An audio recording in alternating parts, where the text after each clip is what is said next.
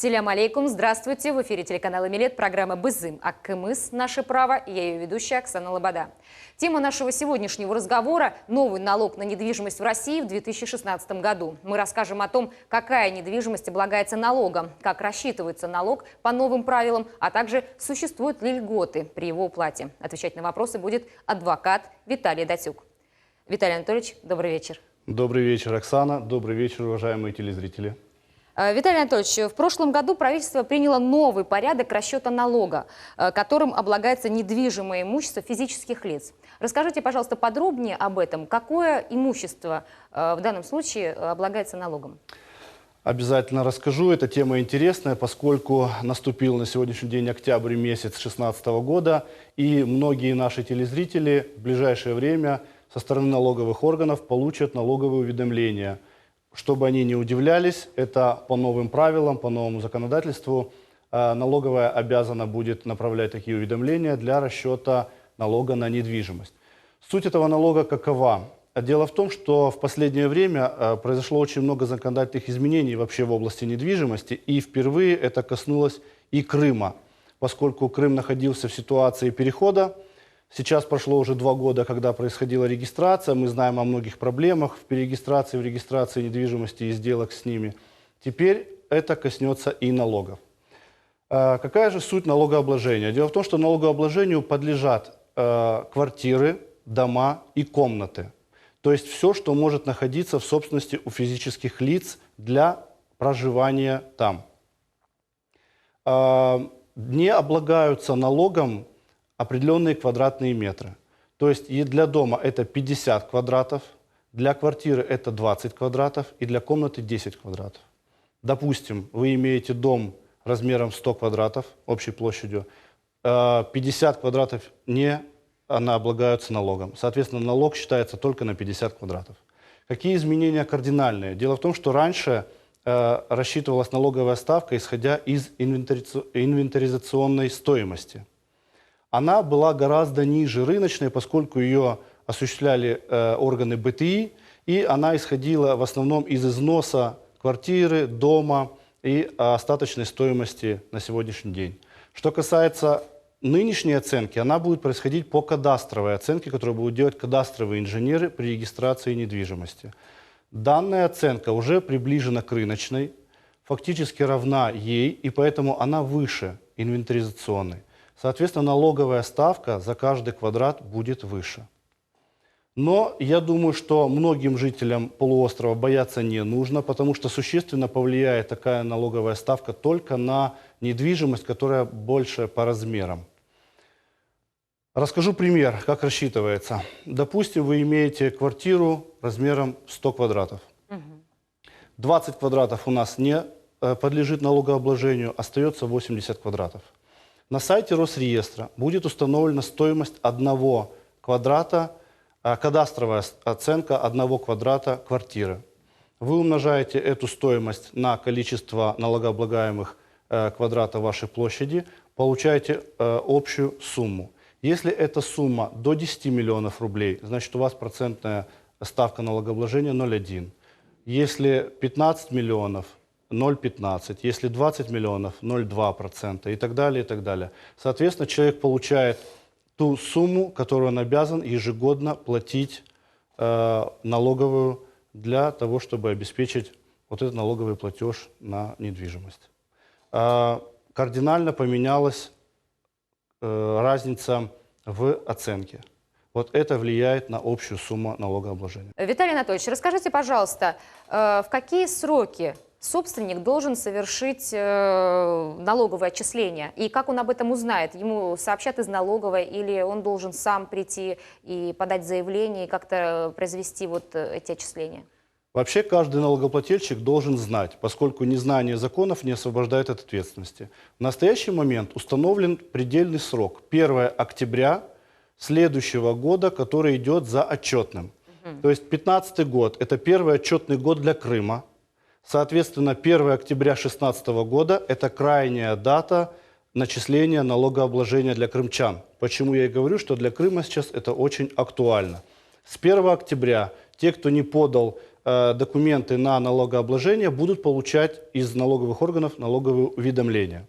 Поэтому мы все должны знать, что до 1 октября каждого года собственники недвижимости должны подать налоговые декларации. И им, в принципе, придут налоговые уведомления. Если мы этого не сделаем, ничего страшного не будет. Налоговые органы обязаны самостоятельно нас уведомлять о том, сколько они начислили налогов. Давайте еще расскажем, приведем пример какой-то конкретный для наших телезрителей, чтобы они поняли, как рассчитывается налог. Вот, к примеру, квартира, например, однокомнатная площадью 32 квадратных метра. Вот какой налог нужно будет платить собственнику, у которого в собственности такая квартира? Давайте расскажу, тем более существует некий нюанс. Нюанс состоит в чем? Дело в том, что данный налоговый платеж будет формироваться в течение 5 лет по-разному.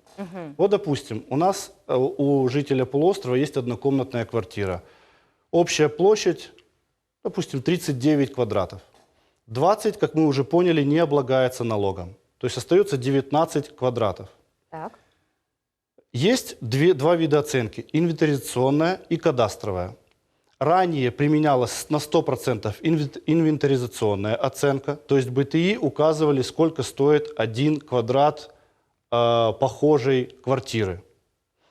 Кадастровый инженер сейчас указывает, сколько стоит 1 квадрат похожей квартиры на Росреестре, устанавливают цену. Доступ у всех будет к Росреестру. В настоящий момент, на сегодня, в 2016 году, используется так: 20% от инвентаризационной оценки, допустим, оценка БТИ составляет, утрированно, 1 000 000 рублей, то есть мы берем 20% от миллиона, это 200 тысяч, и 80% от кадастровой стоимости. Кадастровая стоимость, допустим, 2 миллиона рублей, рыночная, уже ближе. Берем 80% от нее. Это общая стоимость квартиры, получается, 20 инвестиционная, 80 кадастровая. Общая стоимость квартиры. Вот из нее, если она не достигает 10 миллионов, из нее мы платим 0,1%. То есть, грубо говоря, 10 тысяч рублей в год.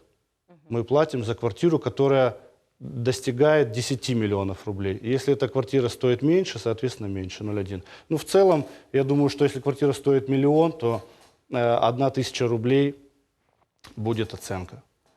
Если квартира стоит 1 000 000. Но опять же, 1 000 000 мы это получаем не за стоимость всей квартиры, а только налогооблагаемые квадраты умножаем на кадастровую оценку.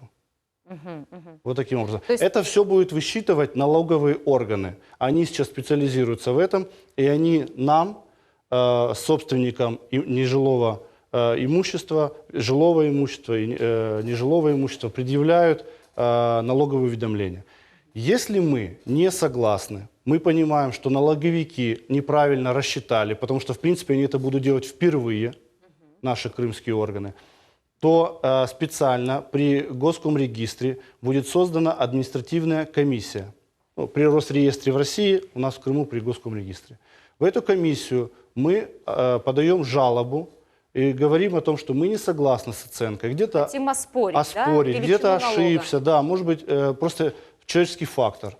Работник ошибся, неправильно посчитал, неправильно сложил коэффициенты.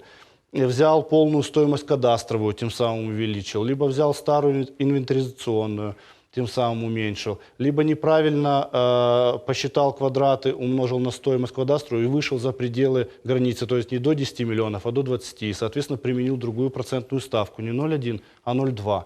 Мы все это видим, понимаем, если понимаем, конечно, потому что вряд ли пенсионеры и люди, которые не связаны с недвижимостью, будут полностью разбираться в этом вопросе. Скорее всего, им придется кому-то обращаться за юридической помощью. Поэтому, когда мы видим о том, что оценка не соответствует действительности, мы вынуждены будем обратиться в эту административную комиссию для обжалования. И если административная комиссия не принимает во внимание наши жалобы, дальше мы идем в судебные органы. Если, конечно, это того стоит. В судебном порядке это второй порядок после административного обжалования. Существуют ли льготы при уплате налога на недвижимость? Льготные какие-то категории, которые освобождены, может быть, от уплаты налога? Обязательно такие льготы существуют. Дело в том, что эти категории сохранены из прошлого постановления правительства, их всего 15. Это все ветераны туда попадают, пенсионеры, инвалиды разных категорий. Всего 15 льгот. Что такое льготник? Льготник не должен платить налог на один объект недвижимости.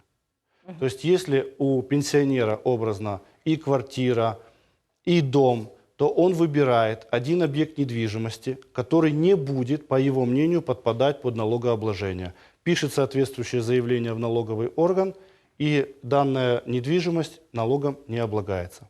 Если он такого заявления не написал, то налоговый орган обязан самостоятельно выбрать самый дорогой объект недвижимости и его не облагать налогом. То есть в зависимости от стоимости объекта. Да, таким образом государство должно защитить льготников, чтобы их недвижимость больно по ним не ударила. Потому что ранее мы не связывались, по крайней мере в Крыму, мы не связывались с такой проблемой, как оплата налогов на недвижимость. Поэтому... Этот налог оплачивается раз в год, раз квартал в год. или как? Раз в год до 1 октября. До 1 октября формируется налоговое уведомление. В Российской Федерации уже давно существует, да, такая практика? В Российской Федерации она существует, но тоже дата изменена. Вот именно в 2016, сам закон был еще в 2000, само постановление правительства было в 2015, но распространяется оно с 1 января 2016 и устанавливает крайний срок для всех россиян, в том числе и Крыма, 1 октября 2016 год. То есть для всех других жителей, других Точно так же. регионов России, Да. точно так же это новшество, как и для крымчан. Да. Просто для нас это новшество вообще в самой процедуре, что мы обязаны будем, потому что сейчас мы все сталкивались только с проблемой перерегистрации, только с формированием базы недвижимости в Крыму, ставили ее на учеты, продавали, как-то пытались сохранить, что-то делали. А сейчас прошел год, когда кто-то уже владеет полноценно недвижимостью, и мы приходим к вопросу, что необходимо пополнять бюджет, необходимо платить налоги, в том числе и с недвижимости. Виталий Анатольевич, скажите, пожалуйста, предусмотрены ли какие-то меры воздействия на тех, кто не будет оплачивать? Административная ответственность или какая-то другая форма Конечно, ответственности? обязательно. Дело в том, что налоговый кодекс предусматривает в любом случае, не только касаемо данного постановления правительства, такие меры воздействия, это и административные, и уголовные. Но в данном случае только административные будут применяться. Но, скорее То всего, есть это штрафы какие-то? Штрафы. Скорее всего, я думаю, что для Крыма сделают, наверное, поблажки в виде предупреждений и уведомлений. То есть дадут какой-то срок, чтобы люди понимали, что это надо делать, как это делать, куда идти, к кому обращаться, куда жаловаться. Поэтому пройдет еще немалое время для того, чтобы сформировалась некая юридическая практика, в том числе и судебная, в том числе и практика по обжалованию. Поэтому я думаю, что сильно строго карать крымчан не будут в этом плане. Что касается налогов при покупке, продаже недвижимости, облагается ли налогом вот в таком случае, да, квартира, например, когда человек продает ее, сколько этот Обязательно налог? облагается налогом. Данная ставка не изменилась, она составляет 13%. Это налог с дохода физического лица. То есть любая купля-продажа, в первую очередь мы сейчас говорим о недвижимости, это прибыль. Человек получает прибыль и платит с этой прибыли налог. Но, скажем так, можно не уйти, а минимизировать данное налогообложение. Если человек продал одну квартиру и купил другую, то прибылью будет разница между стоимостью данной. Да, потому что ведь если он продал квартиру и жить ему негде, он должен что-то купить в любом случае. Поэтому если он купил квартиру дороже, то прибыли он не получил. Он потратил деньги в течение этого года, когда он приобрел. То есть в таком случае не облагается? В таком случае не облагается, конечно. Как минимум это надо оспаривать. Конечно, налоговые органы могут предъявлять любые налоговые уведомления. Они будут считать так, как они хотят, потому что их задача сформировать бюджет. Наша задача защитить, подсказать людям, как правильно. Поэтому, чтобы не переживали, если вы продаете недвижимость и покупаете недвижимость, но только для себя. Если будет в течение 3 лет это более 1 раза, то есть тогда налоговая понимает, что вы занимаетесь коммерцией. Это уже другое налогообложение, то есть тут обязательно вы будете облагаться налогом с каждой купли-продажи. потому что будет видно, что вы не для себя приобретаете квартиру, а купили, продали, купили, продали. Это уже деятельность коммерческая. Виталий Анатольевич, расскажите, пожалуйста, вот как на практике происходит оплата налога после совершения сделки купли-продажи? То есть как в налоговой узнают о том, что человек совершил эту сделку? Передается ли эта информация из Госкомрегистра в налоговую? Как поступает эта информация? Я понял ваш вопрос. Давайте начну немножко ранее, потому что многие люди продают свою недвижимость, имея на руках украинские документы.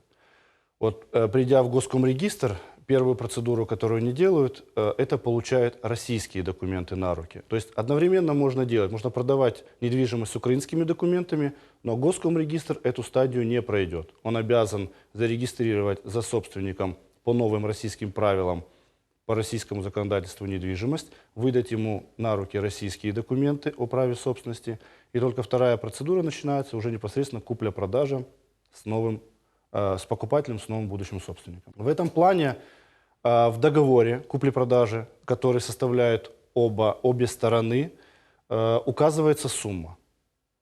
Сумма, которую они друг с другом согласовали.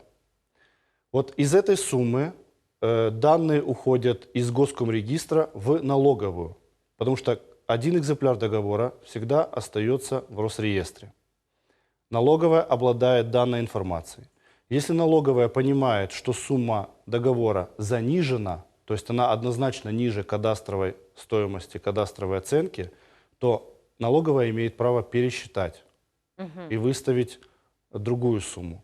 Потому что очень часто люди думают, что могут таким образом уйти от налогообложения. На самом деле не получится.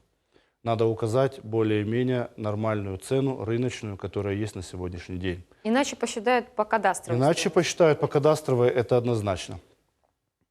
Следующий момент. Когда мы совершили с вами сделку купли-продажи, договор остался в Госкомрегистре, сведения ушли в налоговой, мы ждем 1 октября 2016 года. Покупатель, который уже обладает в течение года этой недвижимостью, платит налог на недвижимость, а продавец платит налог на прибыль, если он никакую новую недвижимость не приобрел. Поэтому тогда это будет считаться его доход. Он платит налог с дохода 13%. Если такую сделку вот купли-продажи совершает гражданин иностранного государства, получается, вот, например, гражданин Украины. Такая процедура очень часто бывает, и граждане Украины иногда этим злоупотребляют. Расскажу как. Мы все прекрасно понимаем, что на территории Крыма достаточное количество объектов недвижимости находится в собственности у граждан Украины, которые не получили российское гражданство. Налоговый кодекс России предусматривает, что при продаже нерезиденты, то есть в том числе и граждане Украины, должны заплатить 30% от прибыли.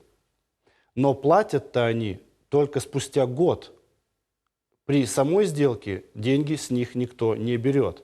Соответственно, граждане Украины очень часто полагают, что продав недвижимость, получив деньги, они выйдут на территорию Украины и таким образом освобождаются от налогообложения. Фактически так и происходит. Но если потом этот гражданин захочет приехать в Россию или в Крым, то он будет вынужден заплатить данный налог однозначно, потому что его не пустят, либо привлекут к административной ответственности, либо, что впоследствии может привлечь и к депортации. Это будет создавать дополнительные проблемы в отношении этих граждан. Также эти данные, наверное, могут передать и в исполнительную службу. Обязательно, обязательно налоговые органы как раз-таки применить вот эти... будут взыскивать, и после отсутствия добровольной уплаты, они будут взыскивать теми способами, которые предусмотрены для этого законодательства. Что касается вот такой сделки купли-продажи, как сделка с участием материнского капитала. Вот если человек, например, хочет как-то использовать материнский капитал, но вот никаких способов других не находит, как, может быть, покупка у кого-то из родственников их недвижимости. То есть законом это не запрещено, насколько я знаю. Не запрещено, да. Но в данном случае тот, кто продает, он все равно будет облагаться налогом. Да, сейчас, Оксана, я так понимаю, вы говорите о способе материализации материнского капитала. То есть очень многие его имеют на сертификатах, но не имеют этих денег. И одна из возможностей его материализовать в денежном виде – это потратить на приобретение, якобы приобретение недвижимости. То есть здесь идет речь о скрытой сделке купли-продажи. Человек у родственника как будто покупает квартиру, тем самым реализует материнский капитал, получает деньги на руки, а квартира остается, по сути, в семье. Но мы сразу должны предупредить, что родственник, у которого купили квартиру, заплатит 13% подоходного налога. Виталий Анатольевич, а если реализовать, попробовать материнский капитал через сделку дарения, договор дарения, получится ли вот такой вариант? Через договор дарения реализовать материнский капитал, к сожалению, нельзя, поскольку договор дарения – это бесплатная передача права собственности от одного лица к другому. Государство реализовало для нас право использования материнского капитала именно в приобретении, в покупке жилья, недвижимости. Поэтому договором дарения можно только передать право собственности, но никак не реализовать материнский капитал. Договор дарения мы, конечно, уходим от большого налогообложения, потому что в зависимости от родственных связей там процентная ставка, но она гораздо меньше, чем купля-продажа. Но материнский капитал останется при вас. Единственное, что могу посоветовать, это для использования материнского капитала, это либо реально найти объект недвижимости, где применяется материнский капитал. Это новые застройщики, которые используют 214 федеральный закон.